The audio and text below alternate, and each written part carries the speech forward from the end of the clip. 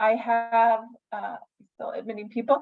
So we have a number of working groups. And one of our newest actually working group is a working group on humanitarian emergencies and health. And Dr. Ann To is the chair of that working group. And so it was under this group that we thought, why don't we host our very first activity, our very first webinar, because there's a lot of expertise within our network and there's a lot of interest in the topic, obviously very timely topic. So that is really what, what the impetus for holding this event was. So this webinar brings together 4 international experts coming from Singapore, Australia, and New Zealand, and who are bringing together diverse perspectives from their own experience in working and serving in humanitarian conflict situations in several countries.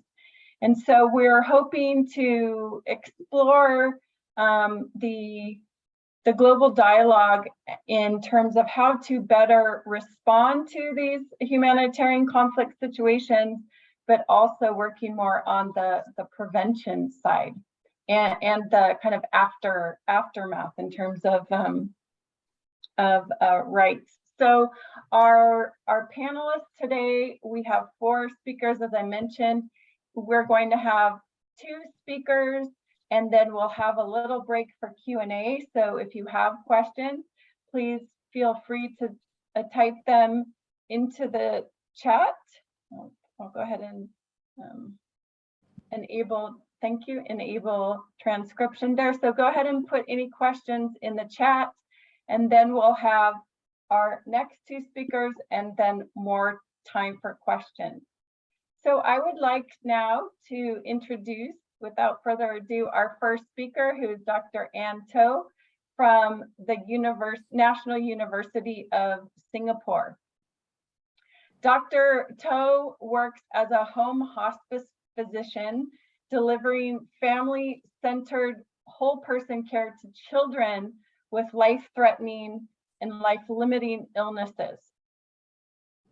And she serves as a clinician educator for the School of Medicine at NUS and is actively involved in shaping undergraduate curriculum in the areas of community-based education for social determinants of health, social accountability, interprofessional education, and compassion training. She has initiated and continues to nurture a local community of practice on humanism and humanities in healthcare. And within academia, she advocates for compassionate whole person care through pursuing the development of research in medical education, applied health services research, and community-based patient-centered models of care. So thank you very much, Dr. To, for being here and also for leading our working group. Hello, good morning, everyone. So happy to see you. Can you hear me well? Is it okay? Okay, I will share my screen now. Okay. Okay, so today I'll be sharing a short case study about a pilot project that we are currently running with some international colleagues serving Ukraine. And it's really centered around and focused on the psychosocial aspects of community health recovery in terms of mental health for Ukraine. Okay, this initiative is really a collaboration between multiple international organizations. The organizations that are involved in this are the Elizabeth Kubler-Ross Foundation, Palliative Care in Humanitarian Aid Situations and Emergencies, and the World Hospice and Palliative Care Social Work Network, and GWISH, which is George Washington Institute for Healthcare, Spirituality in Healthcare. And our main partner that we are working very closely with to support from back end is the Ukrainian Psychology Center, the Soul, which is a community organization, a grounds-up endeavor, which serves the mental health scene in Ukraine from community outreach perspective. Okay, so what is this community that has gathered over a very short period of time? It is very transdisciplinary and consists of, it grew from the palliative care community, but I must say that the work is really expanding beyond into the mental health realm and also other aspects to support the frontline workers. A large part of the community includes grief therapists, psychotherapists, psychologists. We have palliative care practitioners, social workers, and also people who support administration, IT, social media managers, and our huge pool of interpreters and translators who are helping us with this. And here are my colleagues from Ukraine. Currently, they are scattered. This is Maria Vinitska, who is co-leading the entire effort with Alexandra Shaimanova. Both of them are psychologists. We are quite blessed because Maria herself is a very transdisciplinary person. Prior to becoming a psychologist, she was working in international law and policy for Soros Foundation, and has a background of managing various departments and projects for NGOs in different countries. This is Marina, who is also a psychologist, and this is Ira, our colleague. So what happened during the war, when this endeavor started, the team already started to be scattered. At the start of our endeavor, Sasha and the organization manager Ina, who is not in this photo, they actually had to flee from Bucha, where there was a massacre. Marina is currently seeking refuge in Italy. Maria Vinitska is presently has been invited to do some work in Japan, but will come back to Singapore soon. And Ira is still in Ukraine, with her family. So this is quite a heavy topic, and later on I will use the whole person care model, which Elizabeth Kubler-Ross had taught very much when she was alive, to anchor the entire talk. But it's quite a heavy subject, even though it's a small case study, because it touches upon every aspect of care, the intellectual quadrant, the physical, the emotional, and the spiritual. And I really want to emphasize the key tenet behind this pilot project is person-centered care, and how do we deliver sort of humanitarian response in a person-centered approach at various levels, at the micro level, at the meso level, and at the macro level, and keeping the whole person in mind in all the interventions and the process of how we deliver the aid and outreach and support. So just to give a bit of background, this is a bit of a colorful slide and presentation, but it might sound a little bit atypical of response intervention, and the background of that is because Maria and I are quite transdisciplinary. Most of my career, I worked in the front line as a children's hospice physician serving children who are dying in the home care setting. I'm also growing in my journey as a psychotherapist in grief work, and now starting on my journey in global health and public health. Maria herself has, like I shared earlier, background in not only law, but also master's in social media mass communications, and having started up those departments in various agencies around the globe. And so I would say that a lot of the background of what we do comes from a very transdisciplinary approach, anchored together with our colleagues who are more experienced in public health and health system strengthening. So I'll use this model. This is Elizabeth Kubler-Ross herself, to anchor the talk and frame it. And we will talk about the intellectual and physical quadrant together, because truly trauma itself as a concept flavors the entire piece of work and every aspect of interaction that we have in this situation of humanitarian outreach. And in trauma, from a psychology perspective, the body remembers the score. And we cannot address the physical, the emotional, the spiritual quadrants without addressing the physical. And as I work together with Maria on this at each step of the journey, I am sort of a witness to that in a very, very real way. How trauma is so entrenched and how to witness and be aware and deliver care in a trauma-sensitive approach. So sorry about that. Some problem with my IT. Okay, so the next slide.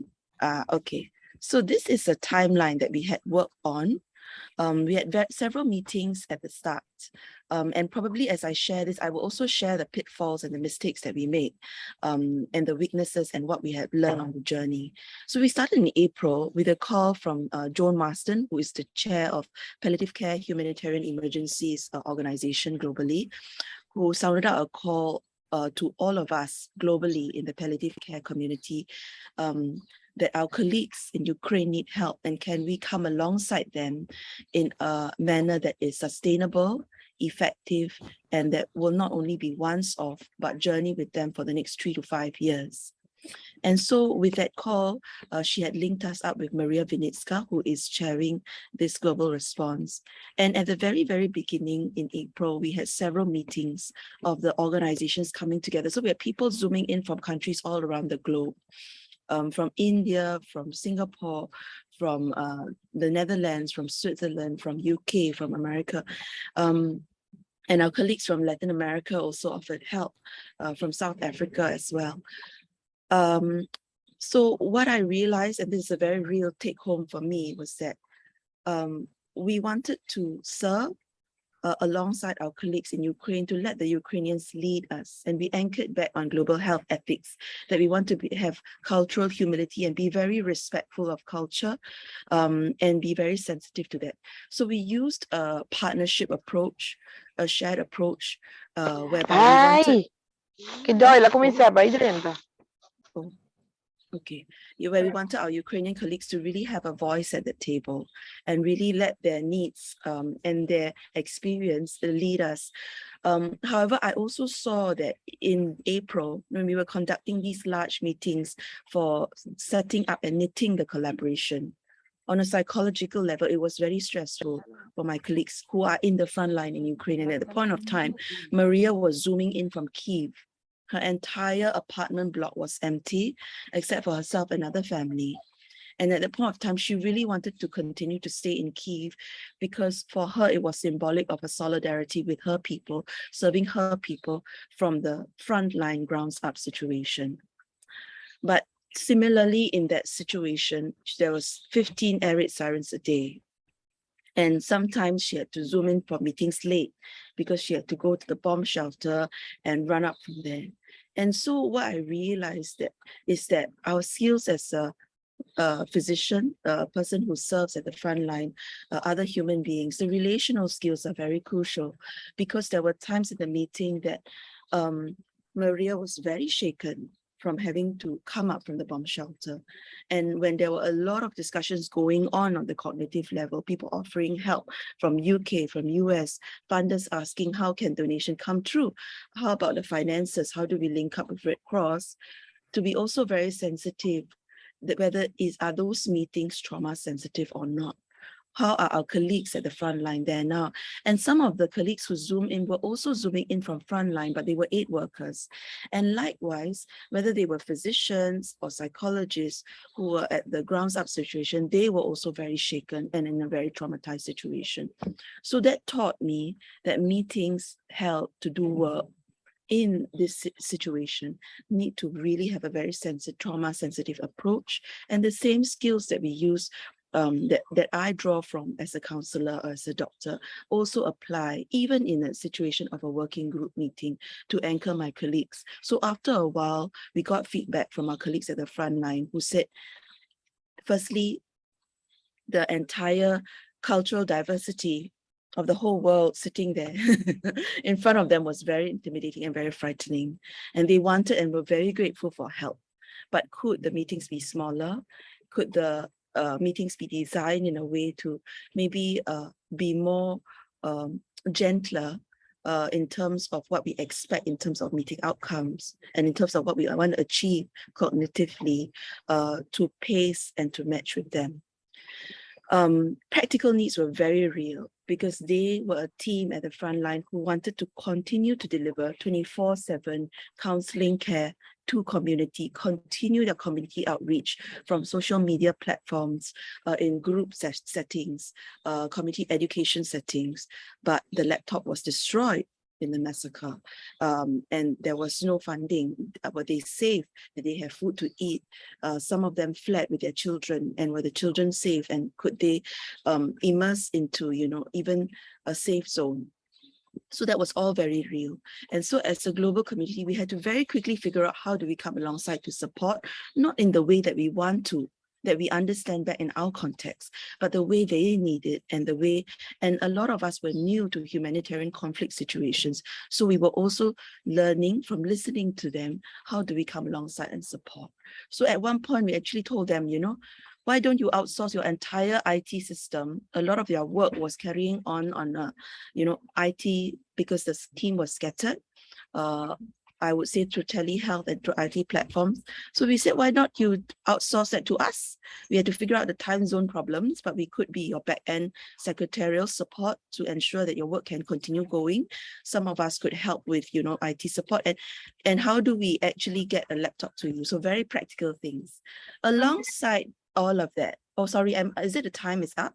Yeah. What's happening? Okay, yeah. So sorry for taking up too much time, but I also want to just very quickly say that while we had to meet the practical needs, alongside, we were also helping the global community learn about the psychological needs in a global scale by conducting webinars and also workshops to raise awareness, and moving on for sustainability to equip the frontliners when they were psychologically at a more stable position to receive professional training so that they could translate that and contextualize it in their language for their people to focus on scaling up in 2023. So currently we are at this point, we are really at medium term, when our colleagues at the front line are psychologically more anchored. And then we have developed a framework financially and in terms of operations for accountability to ensure that this is not once off, but for proper grounding in the foundation of the work with aim to scale for community outreach in 2023 and 2024 with our global partners, and then eventually develop a crisis toolkit that can be applied in discussion with our colleagues in Lebanon and also in Rwanda for crisis recovery in similar conflict situations in other countries. So, okay, thank you. Thanks, Melissa, for reminding me of the time, and then I'll pass it back to you. Thank you. Thank you. Thank you so much for that introduction. And if you have a question for Dr. Tubb, please feel free to put it in the chat. But I would like to move on to our second speaker, Dr. Hakeem Young, who is a medical doctor from Singapore who's done public health, humanitarian, and peace building work in Afghanistan for 20 years. His journey and work with an Afghan peace group has helped him see the pressing importance of caring for emotional and social health every day as an imperative to stay resilient and human. He seeks wider conversations on green, egalitarian, and nonviolent alternatives to humanity's multiple crises.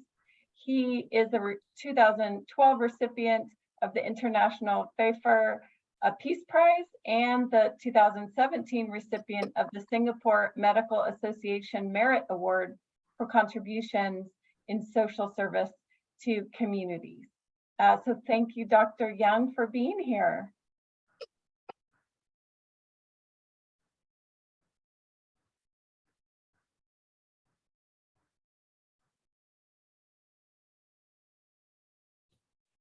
Thank you very much. I hope you can see my screen. Can you put it up? Yep, there we go. Perfect. Thank you. This morning, as we think about assisting vulnerable populations in conflict situations, my main thought for us to think together about is the building of local root alternatives for all. And in the three areas of local listening and relationships of trust, local root alternative practices, and building local well-being for all. But first, maybe to recall why it has become necessary to focus on local initiatives rather than globally driven initiatives. Well, global systems are currently broken. So one way is to start fixing locally. By the end of 2021, the UNHCR had reported that we have now more than 100 million fellow human beings forced to flee from their homes, which prompted the UN Chief Guterres to say that this is not a refugee crisis, this is a political crisis. Ordinary people have always been weighed down by the impact of global politics. So as neutral humanitarian workers, we really shouldn't be complicit in these broken global political systems. These two officials also called for the fixing of the broken refugee system. In June this year, when I saw this photo in the news of body bags found, bodies found in the Libyan desert of migrants that were crossing the desert, I was reminded and taken aback. I tried to imagine myself as a person wanting to cross the desert and being in one of these body bags, remembering that broken systems have fatal consequences. Secondly, global systems may neither be driven by nor be meeting local needs. Paul Siegel, a former UNHCR senior official, had said that the humanitarian aid system is broken. The refugees are not being asked what their needs are. In the World Humanitarian Summit of 2015, a UN-related agency had done a survey among refugees in the Middle East, and they gave this report card, which unfortunately showed that aid agencies, in the eyes of the refugees, had generally failed.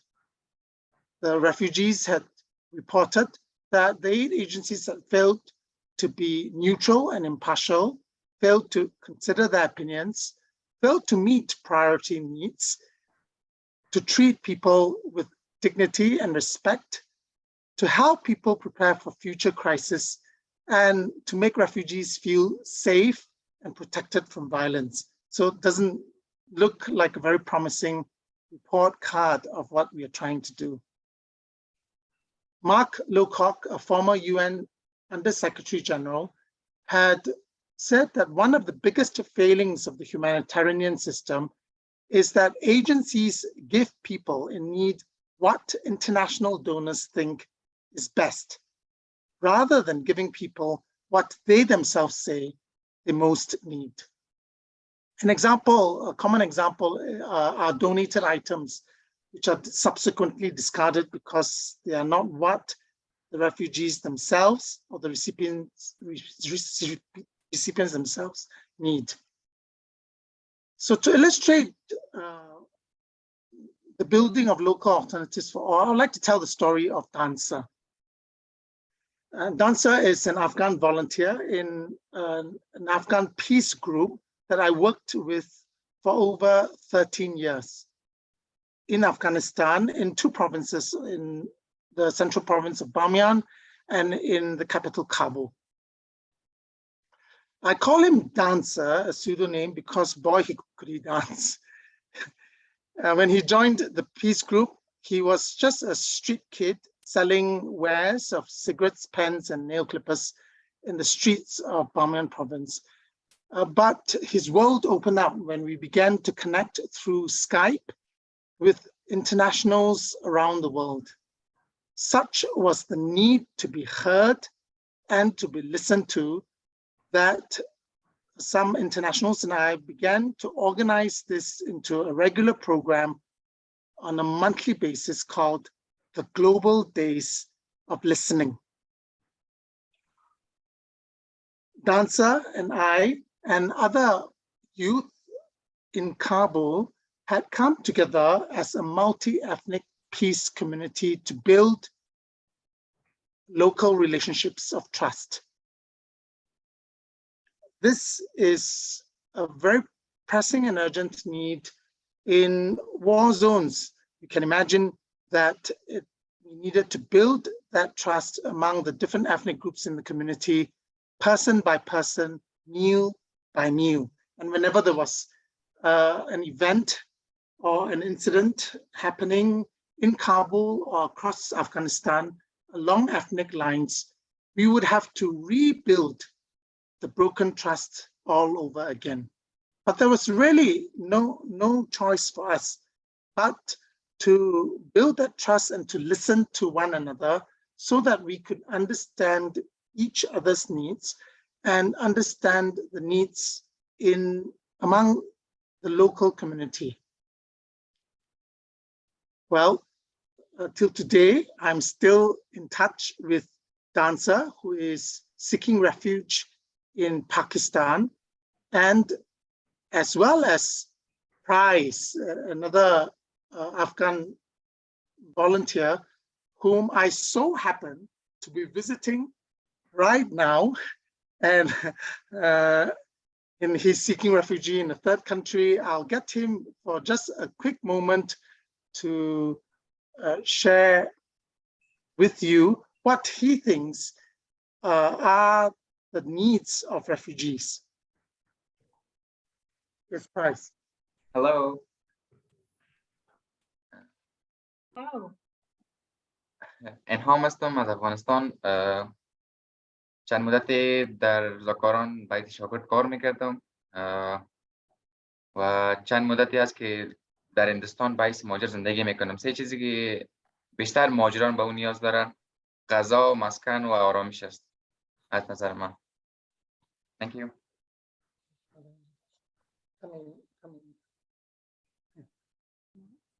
Inam had introduced himself as a former volunteer of the peace group who had worked with the peace group in Kabul for about 7 years. Thank you, Inam. He is now a refugee seeking refuge in India. And to him, he says that there are 3 needs he sees among the refugees that he has encountered, himself being one. And that is food, shelter, and inner peace. Food, shelter, and inner peace. I'm going to continue my story, and maybe later Inam Price can take questions. Well, Price, Dancer were in this group of street kids who had marched in Kabul to ask for a street kids school that was going to cater to their special needs as street kids in Kabul. Well, the government said that they didn't have the resources to build such a school, so our group established that school and took in 100 street kids as students, providing alternative education, including teaching them what was not taught in Afghan government schools, like climate change. And here you see a Dancer together with Price and other street kids marching in solidarity with the People's Climate March in 2017. The volunteers also practiced alternative organic agriculture at Kabul University, which is the main university in Afghanistan. Unfortunately, in a country which depends on the agricultural economy, Kabul University, as well as most farmers across Afghanistan, are still focused on industrial agriculture. We learned the skills for permaculture and had a demonstration plot at the university to demonstrate that we could use alternative means to mitigate climate change. We also very clearly asked and advocated for an alternative peace. We feel that the peace advocated by the world today is not the peace we need. So we need an alternative, non-violent peace. And here you see Dancer very bravely, together with the Afghan volunteers, marching to the gates of the UN office in Kabul, asking the UN to remember their charter for the abolition of war. We were also picking up practical skills for alternative conflict resolution, specifically nonviolent mediation and restorative justice. Lastly, I'd like to mention the need for humanitarians to work for the local well-being for all people in the countries where we work in, not just for some groups. It's relevant to mention the Ukraine-Russian conflict because I think that it's important to not only be in solidarity with the needs of Russian mothers, as this mother is, but also for Ukrainian mothers as well. After all of them suffer. We also had to look out not just for the well-being of fellow human beings, but for the well-being of Mother Earth and the natural world. Here, Dancer is standing over a well in a rented yard we stayed in, and the wells in Kabul are drying up. We eventually, 1 minute. Thank you. We established a solar home project for the group where the volunteers could use the home solar project. And just to end off with a painful experience that Dancer had recently when in the panic following the takeover of the current government in Kabul, a fellow member of the peace community, to extricate himself out of Afghanistan, had offered false narratives about the group and about Dancer, which put everyone else in danger and betrayed trust. So it is a reminder to us to never take sides. While there are so many global challenges, we are confident that building local alternatives and doing our best will work. As the Indian author, where I'm now visiting, Price, said that another world is not only possible, she is on her way. On a quiet day, I can hear her breathing. Thank you very much. Thank you so much for that really inspirational talk. Thank you. So now we have a few minutes for questions, and so far we have 2 questions, so feel free to add more to the chat. The first question is for Dr. To, which is, as a mental health expert, how do we best protect aid workers in conflict settings? Thank you for that question. I think that for aid workers, even prior to going into the setting, all aid workers need to be trained, whether they are full-time aid workers or even volunteers. So for the work that we are doing, we are very, very cautious as to the volunteers that we allow in, not because we are worried that they will negatively impact the volunteering space, but also to protect the volunteers' well-being. So for example, the translators that we work with, we run workshops and training for them so that they are aware on how to protect and what to monitor for their mental health. And actually for myself, as I manage the group, I also keep closely in touch with all of them, the volunteers, especially the volunteers who are not mental health professionals and are not trained to manage trauma and conflict situations. And as a doctor myself, I must say that as I was going through my own medical training, I'm not trained to identify myself whether I have experienced trauma or am I manifesting symptoms of trauma. And I think that now at this part of my career, whether we're talking about trauma in a war situation, or it can even be in a very traumatizing clinical encounter, all this requires basic training. That is my own personal opinion. And so the other thing about it is a circle of mentors surrounding the aid workers. That's very crucial. When we are traumatized, and we will be traumatized when we are serving, we have the awareness to identify and then to lean back and to seek for help when we need to. So that was what I would suggest for aid workers, multiple layers of support and ongoing training. Yeah.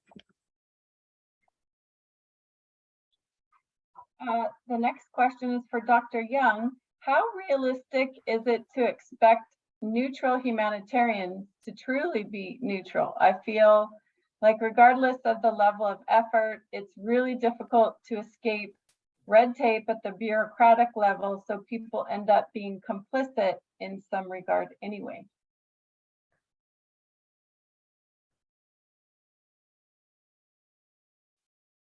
Thank you.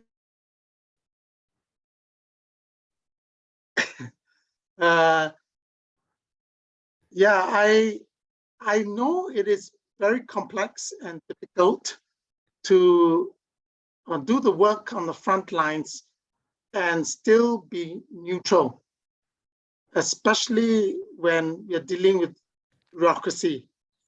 But I think that as we have tried to apply ourselves as best as we can, especially in areas of humanitarian aid and help, like medical help, we can overcome those the red tape and the political complex situations, because we are offering those services as neutral persons to anybody that comes to our doors.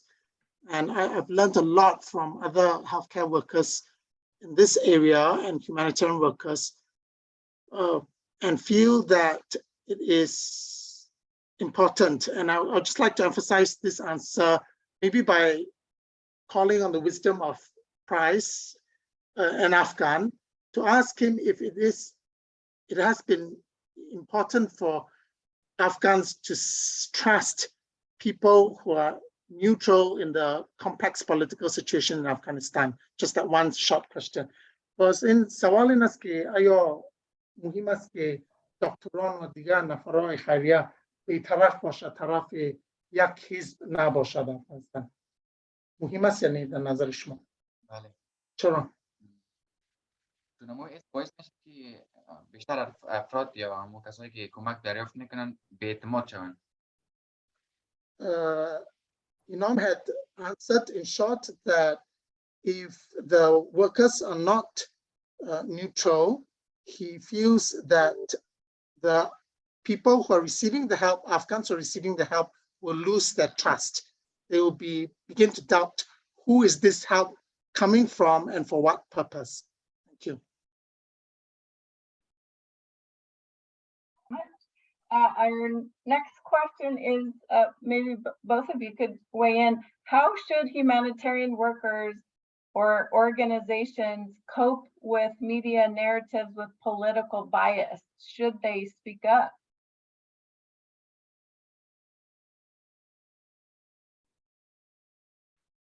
And please go ahead first.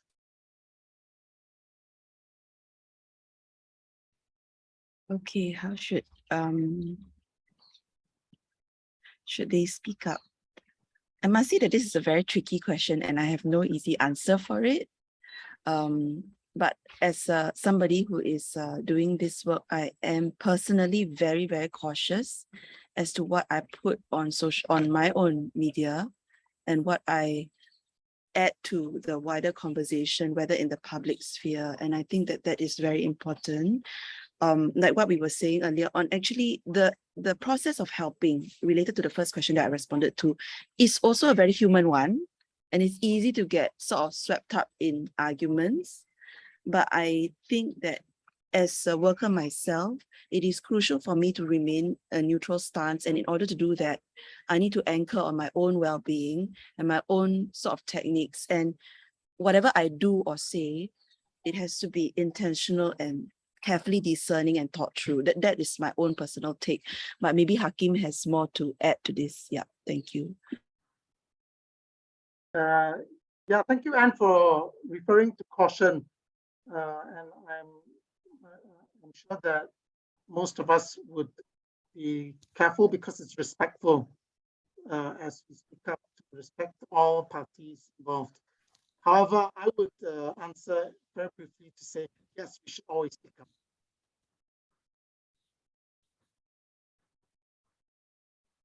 So much. For someone who's interested in getting involved in this type of work, is there a recommendation on how to get started? Oh, okay. I just got started not too long ago in this type of work, I must say. Even though in the past I had been with my mentor serving in humanitarian settings, but not so much in a conflict situation, I would say get plugged into a community of practice. That is very, very crucial and important because we really learn from each other and keep each other accountable as we grow. And there's a lot of peer mentoring and mentoring at different levels going on. So I would say probably that is most crucial, to get plugged into a community of practice, and then from there to serve together with other people who perhaps are more experienced. Yeah.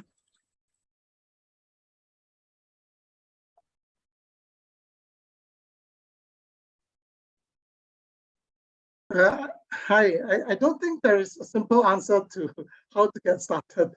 I think each of us are unique. But I'd like to quote an Afghan or Persian poet, Rumi, who said that, "Heart, be brave. If you cannot be brave, just go. Love's glory is not a small thing." Thank you to both of you for those great talks. So let's move on now to our third speaker. So I am delighted to introduce Dr. J Marlow, who is a professor and of social work and the co-director of the Center for Asia Pacific Refugee Studies at the University of Auckland. His research focuses on refugee studies and settlement futures relating to migration policy, the role of technologies, and disaster risk reduction. In 2019, he became a Rutherford Discovery Fellow to pursue a 5-year research program related to refugee settlement trajectories.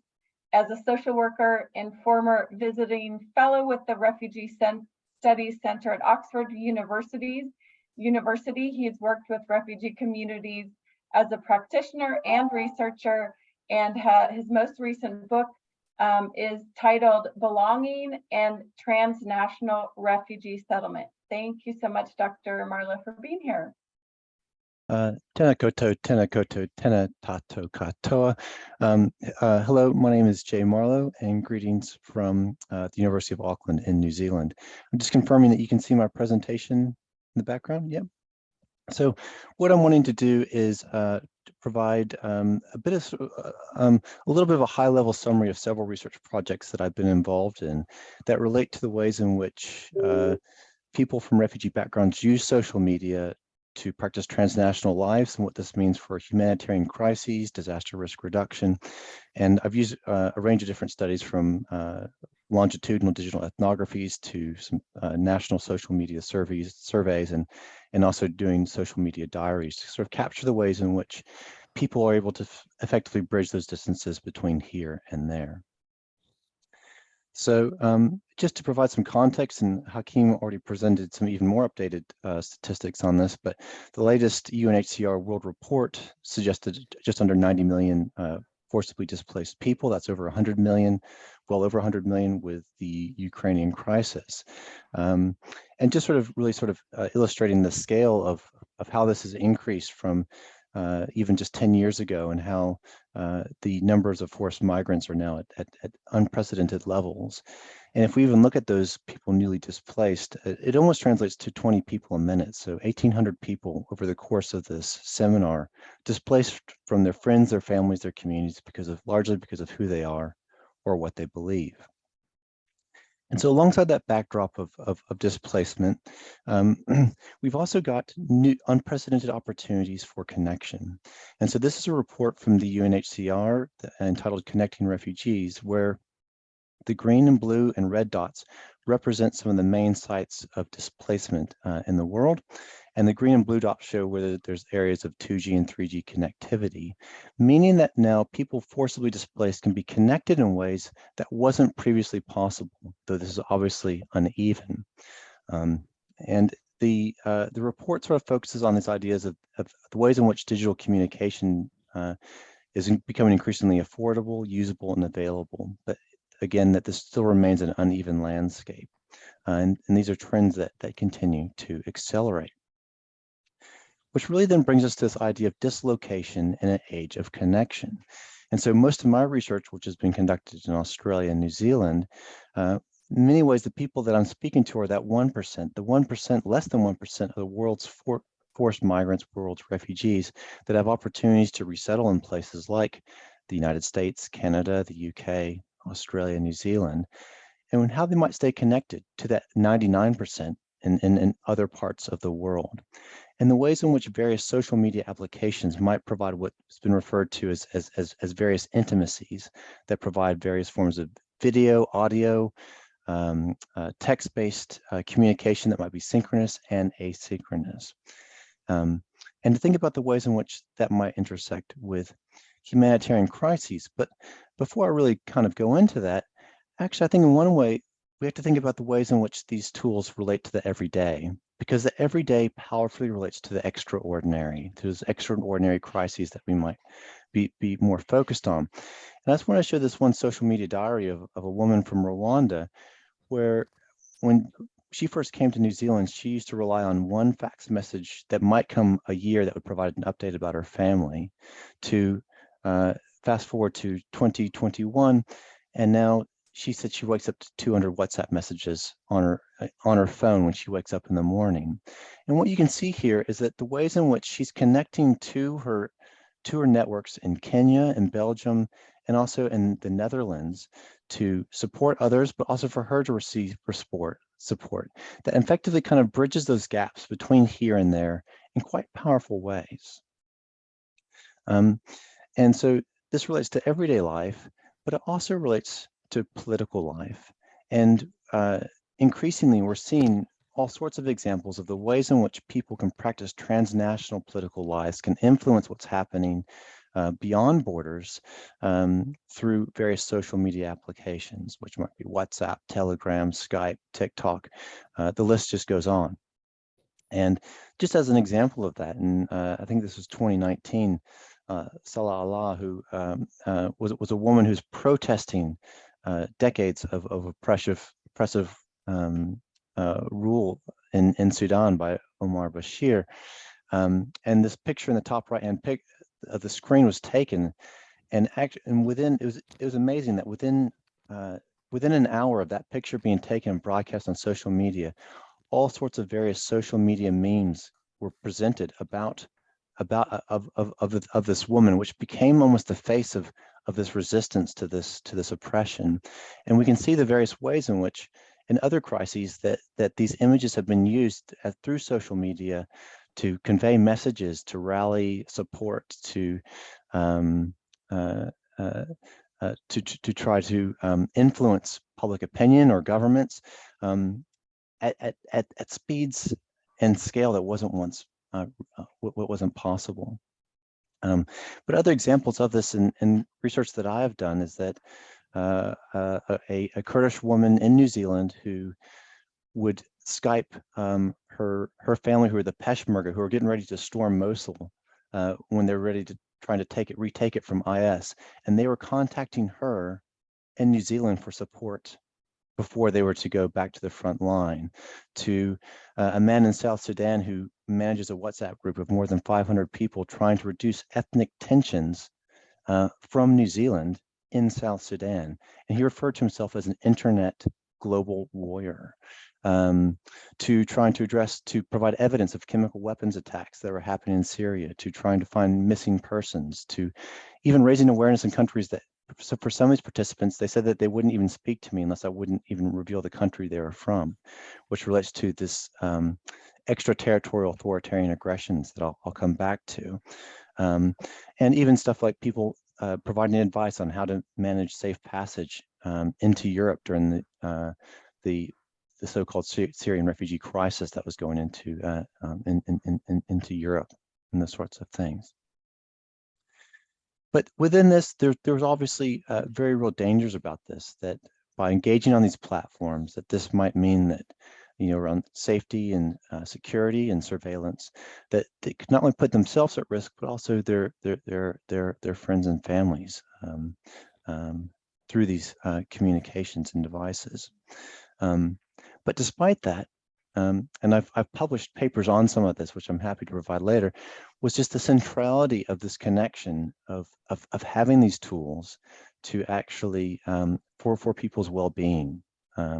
Again, if they're that 1%, the ways in which they can connect to that 99% and have quite meaningful relationships with them. The thing that stimulated this research was I did some, there was a strong earthquakes in Christchurch in the South Island in 2011. And I went down to do some research with refugee background communities around their responses to that. And I went into an Afghan woman's home to speak to her, and she actually had her Skype on, beaming into Kabul, not to interact with them, but almost creating a living room between her house and a living room in Kabul. It almost was almost like an extension of the house, just to where they could see each other's everyday lives. And so it almost relates to this, you may have seen this internet meme that's a play on Maslow's hierarchy of needs that suddenly puts Wi-Fi at the very foundations of well-being. And this has even been developed further that even sort of speaks about the importance of battery life. And you probably have seen pictures of how maybe people trying to make their way into Europe and being around this extension with extension cord with multiple power points trying to charge their phones, and the importance of this connection, not only for identity and well-being, but also for safety and security. But we also know that it's not just forced migrants that are using these tools. So this was a tweet that Donald Trump Jr. Put out in 2015 during the US presidential election, 2016, I think, and was comparing Syrian refugees to a bowl of Skittles, and absolutely misrepresented the danger there. The Washington Post actually came back and said to actually find one dangerous Skittle to represent a refugee in the United States, you'd almost have to eat an Olympic-sized swimming pool of Skittles, or the equivalent of about 50 Skittles a minute for 130 years. But yet, what happened through this tweet was that it was retweeted tens of thousands of times almost instantly. And as the Thomas theorem posits, situations that are perceived as real are real in their consequences. And we can see that from that, the Trump administration, the stark reduction in the refugee resettlement program, and even the retreat from other humanitarian imperatives that the U.S. had traditionally signed up to. So it really starts to set a basis for thinking about transnational settlement support, of connection those places between here and there that benefit people living in New Zealand, but also those people that are further afield, that meant that they could participate in everyday life, political life, and even responding to things such as disasters.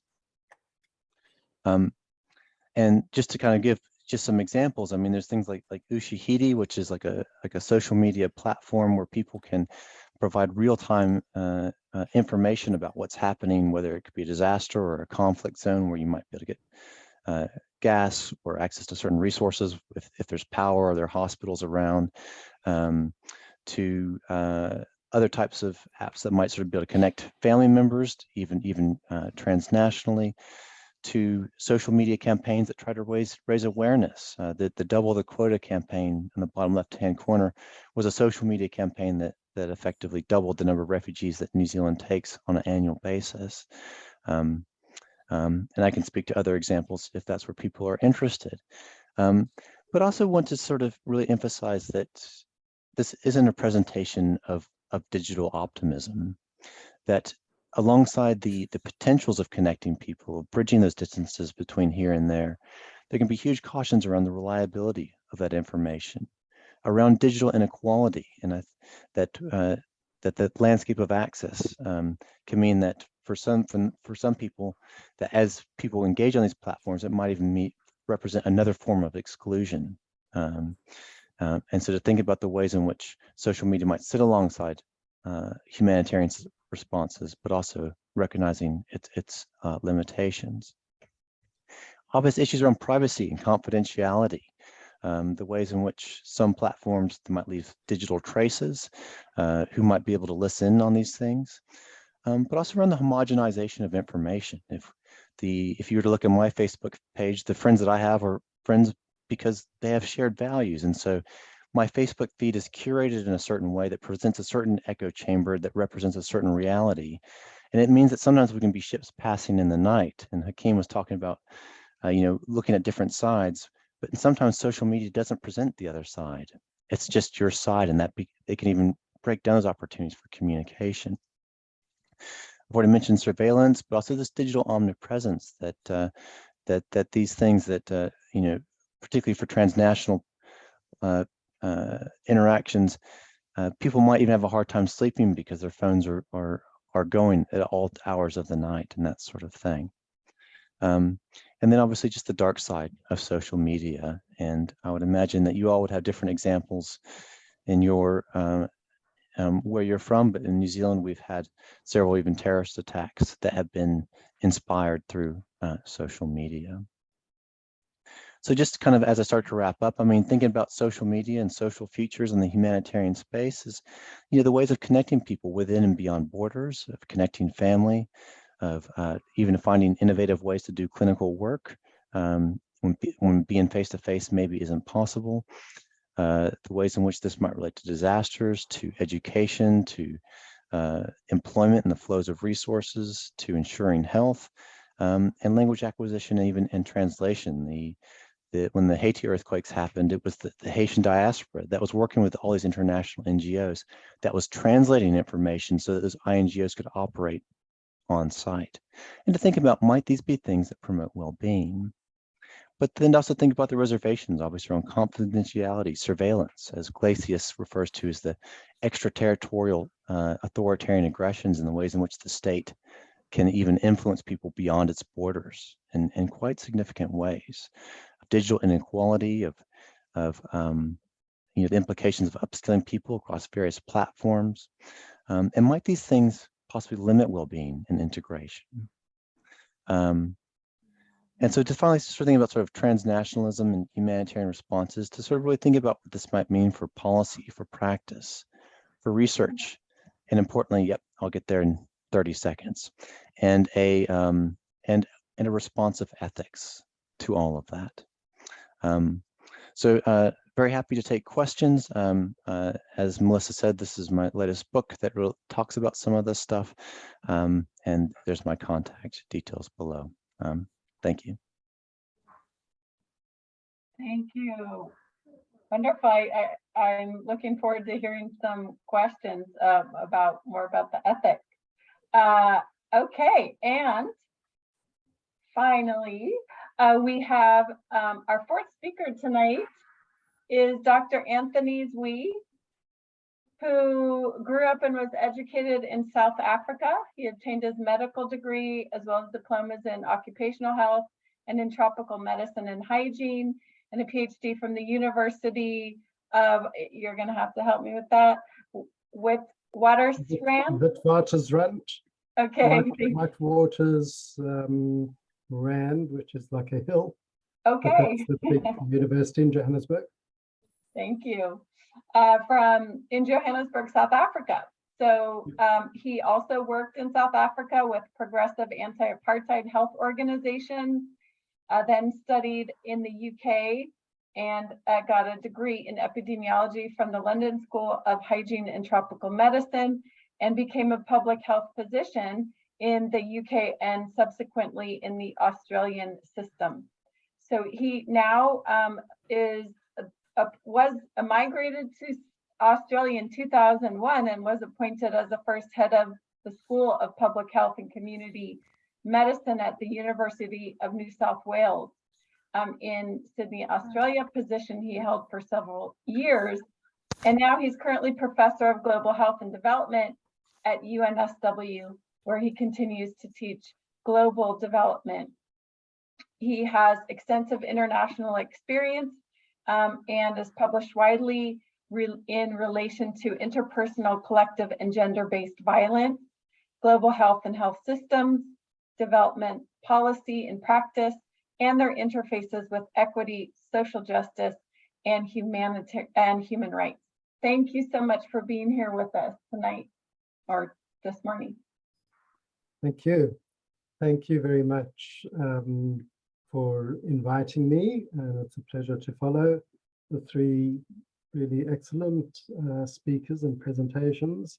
I'm going to try and share my screen. Let's just see if I can get that up and running correctly.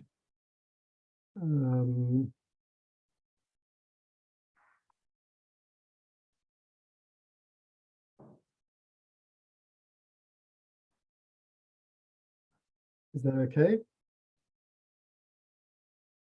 Okay. So thanks very much for those presentations. I've just titled this something like Learning Lessons, which I think all of us who've already spoken have begun to present and set out, learning from experience and the importance of doing so.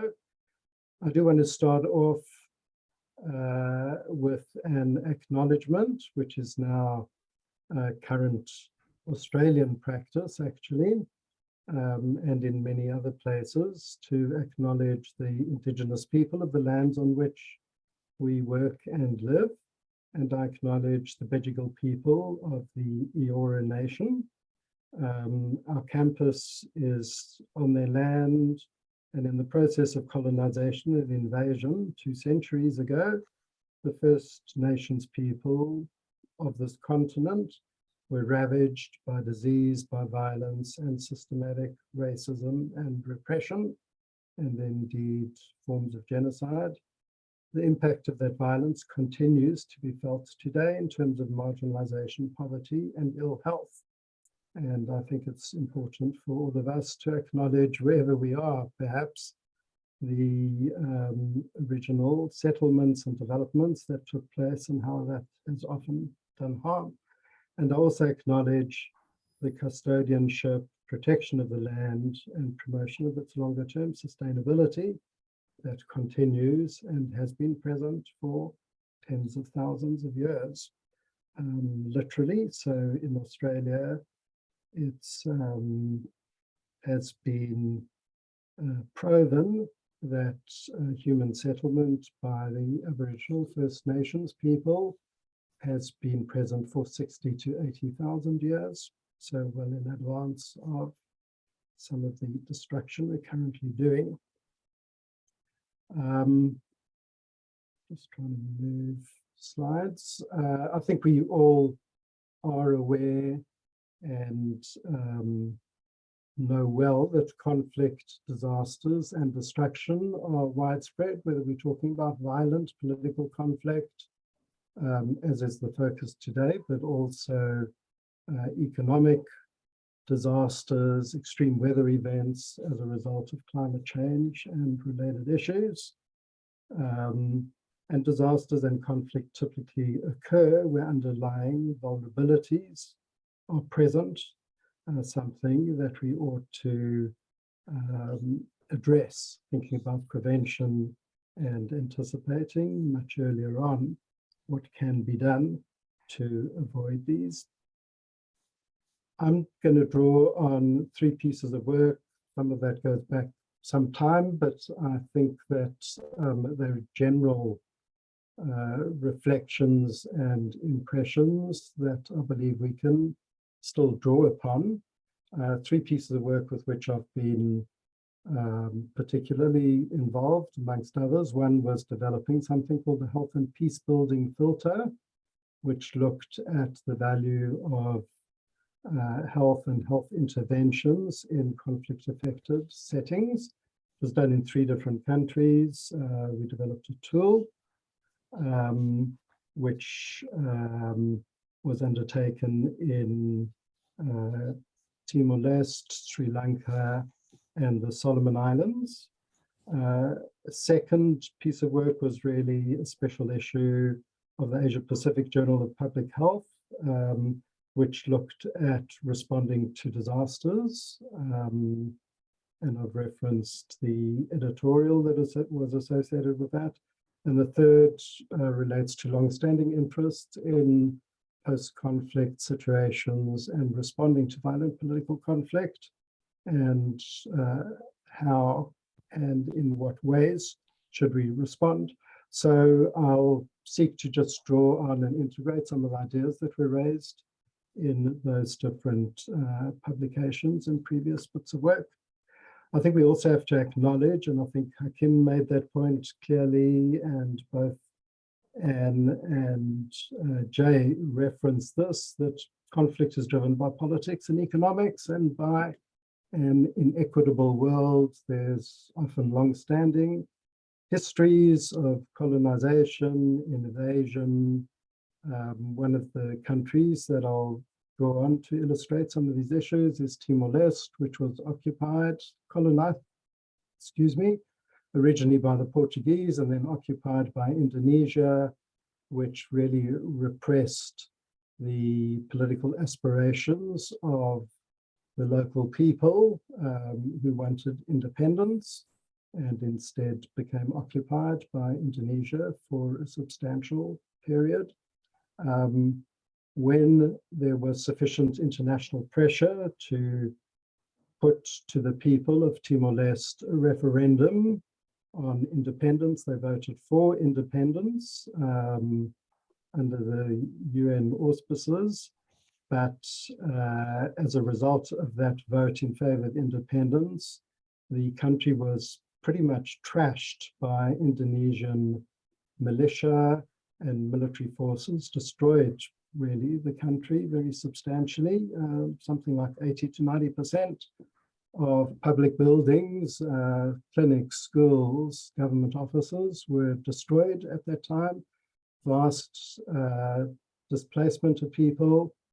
And it was only after UN peacekeepers and the involvement of countries from the region that a transitional authority was established and independence occurred in 2002. It was treated as an international success story, but then there was internal conflict again in 2005, 2006, a form of civil war, and again, massive violence and displacement with changes in government. The good news is since then, it's been much more stable, although under economic pressure like many other places, and is a vibrant democracy. So I think understanding in any conflict, and if we look at Yemen or Ukraine or Myanmar or any of a range of other places at the moment, understanding that context, that history, and that experience of violence is a key issue. And that's one of the important lessons. I think everyone's reflected on that already. Appreciating also the health and resource context, the degree of infrastructure that's available, the systems that are present, the nature of global assistance, and how that itself is often either biased or inequitable, depending on political and other aspirations. But certainly understanding the history, be that the culture that you see in the top right-hand side of the slide, still a strong awareness of traditional religion and beliefs of the many First Nations people in Timor-Leste, alongside Roman Catholicism, which is the dominant religion.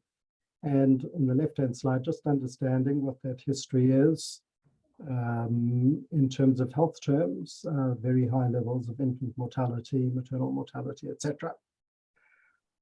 a key lesson from involvement of different interventions in the humanitarian settings following disasters or in response to conflicts and peacemaking is the importance of greater accountability for humanitarian and development action or inaction being required. And again, Hakeem referred to that. We need to make sure that we do not make things worse, and often interventions, which may be very substantial, the UN intervention in Timor-Leste until quite recently came with around $10 billion of support, but a lot of it is not apparent when you look at the country now in terms of improvements on the ground. We need to make sure we don't make things worse through our interventions. In countries like Afghanistan, which Hakeem has been talking about, and other settings, Ukraine might be relevant to this. The militarization of humanitarian efforts increases complexity. So where there's a close link between what's happening militarily and the need for humanitarian interventions, complexity is increased, and clearly sort of identifying who's doing what and what the rationale is, and responding to one of the questions, ensuring that humanitarian workers and healthcare workers are protected from the violence is really crucial. Every intervention needs to reflect acute sensitivity to context in terms of with whom those interventions are provided, with whom people are working, through what means, and also reflecting on the intense disparities and inequities and inequalities, as in the case of Ukraine, in terms of the forces that are available and the funding that might be available to different parties to a conflict. It's also clear in any of these conflicts that we look at that the transition from these emergency situations to longer term development is often poorly managed, and there are important lessons to learn about that, how to intervene and how to manage those. They're long-term projects. We all wish the conflict in Ukraine at the moment would be over, and that one could start thinking about rebuilding the society and the country and the Ukrainian people and systems. These systems are often poorly managed, and a great deal of disparity and inequity, and sometimes things are made worse by reinforcing one group over another, and maybe not dealing with some of the vulnerabilities and causes of the conflict that initially led to its occurrence. An example of that would be, failing to address Russian aggression much earlier, or failing to deal with the fact that there are both Russian and Ukrainian populations in a range of different areas. How will they in the future be able to work together, recognize each other, and build a better society together? We often fail to recognize the extreme resource constraints in which many healthcare providers and health systems operate. The infrastructure in Timor-Leste, as you can see in the top left-hand corner, or the inability to maintain vehicles, the lack of ongoing resources in many countries makes it very difficult for health systems to operate. At the same time, it's important, as I think everyone has said, to build on the strengths of local people and systems, of healthcare workers, on their agency and resilience, to promote a strengths-based approach. And while sort of mentioning that, maybe we take a step back and say that we know so little about how communities and systems survive and experience and respond to adversity. What is actually happening in communities, and how do they experience and respond and build their own resilience and systems for the future. And I think Jay has referenced these sorts of issues, the value of the new media and of different forms of communication to hear people's voices, be they health workers, be they service providers, be they community members. What are their experiences? How have they been affected? And in what way can things be improved into the future? What are their, are we listening in a sense to those voices and incorporating those into humanitarian efforts, longer term development practice, and post-conflict or post-disaster responses? We also, perhaps this is one of the features that brings us all together, is that we all recognize that better care can save lives, and that healthcare systems do make a difference. So health personnel and the health system can play a part in building a better and more equitable society. And the ethos of the Timorese health system around equity and ethics and social justice and solidarity reflects those sorts of issues. If I just start winding up, but maybe with some sort of conceptual issues. 1 minute, please. Okay. To make the point that societal trust is crucial for building the peace, and health is a key element within that. That trusted health and health service providers have got a range of characteristics that they should build and can exhibit. All of these sorts of issues, building trust and respect, people's participation, and that through trust and incorporating those good practices, this helps promote a broader sense of human security and building the peace. And through our work on the health and peace building filter that I mentioned earlier, we identified this sort of set of issues around cultural sensitivity, sensitivity to conflict, to social justice and equity, to promoting social cohesion, and to good governance as absolutely crucial elements for moving into the future and for interventions by healthcare workers and health organizations.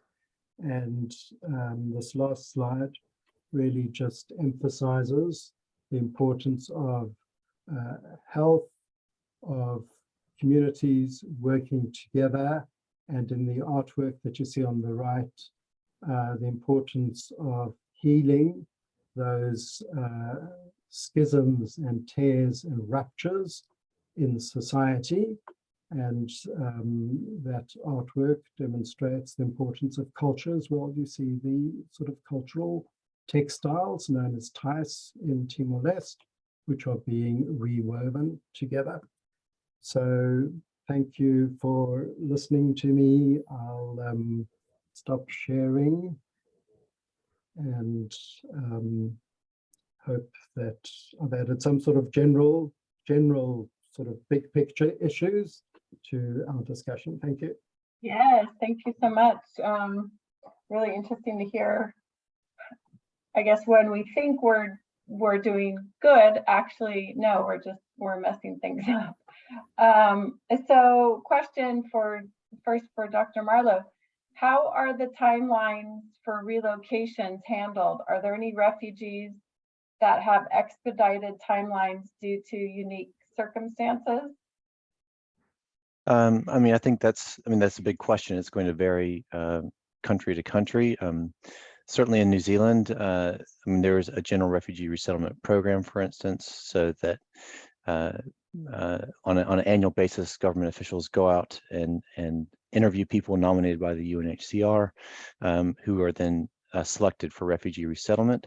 But within that, there's also been like emergency intakes. And so an example of that was during the Ukrainian, when the Russian invasion, the government very quickly provided a visa scheme for Ukrainian family members to sponsor people in Ukraine to come to New Zealand. And that was offered to 4,000 people. When the Taliban stormed into Kabul at breathtaking speed back in just over a year ago now, very quickly the government provided over 1,000 critical purpose visas for those people. So there are various, there's sort of through more established set resettlement programs, and then there's also other immigration pathways and visas that can be offered in response to acute crises.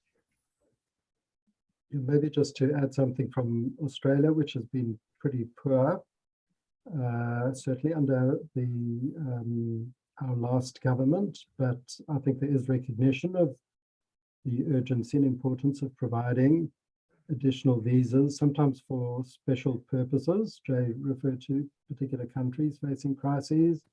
There are also special purposes like women refugees at risk who might have experienced extreme violence and trauma in different settings, who can be fast-tracked and resettled given ongoing vulnerabilities and risk of violence.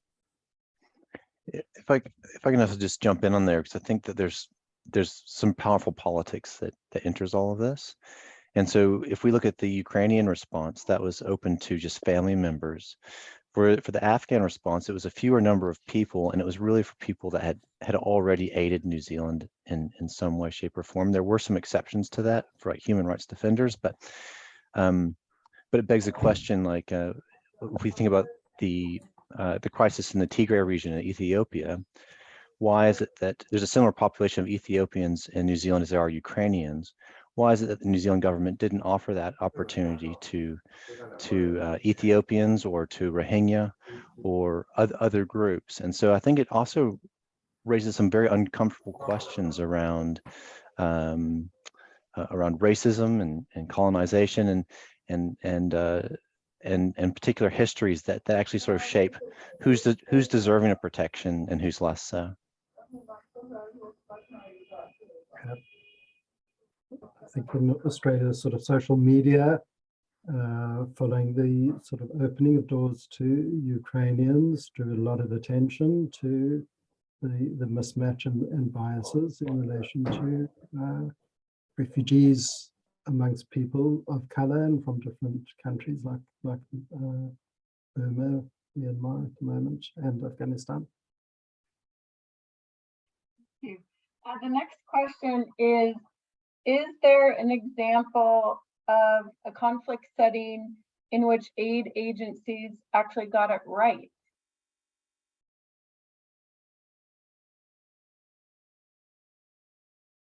Is that to Jay or to me? It doesn't say, so I guess either one. I mean, I'll just chip in. I think there's a huge diversity and spectrum of experience and I suppose slowly improving systems. I've tried to draw attention to some of the general principles, and I think there are definitely different organizations in a range of different settings who have sort of followed that type of approach of engaging with local communities and local structure, supporting their agency and resilience, respecting and being known to people, being trustworthy. Often those may be development practitioners that have had long-standing relationships and engagement in particular settings, who recognize the importance of seeding leadership to the locals, to local people and local organizations, rather than so-called humanitarian relief organizations flying in during an emergency without that awareness and set of sensitivities and overriding the local capacities and capabilities, which unfortunately is frequently the story. But I think there are examples where local agencies, workers and organizations, and some sensitive international ones have heeded those sorts of messages and worked together collaboratively. Be good to hear from Hakeem and Jay.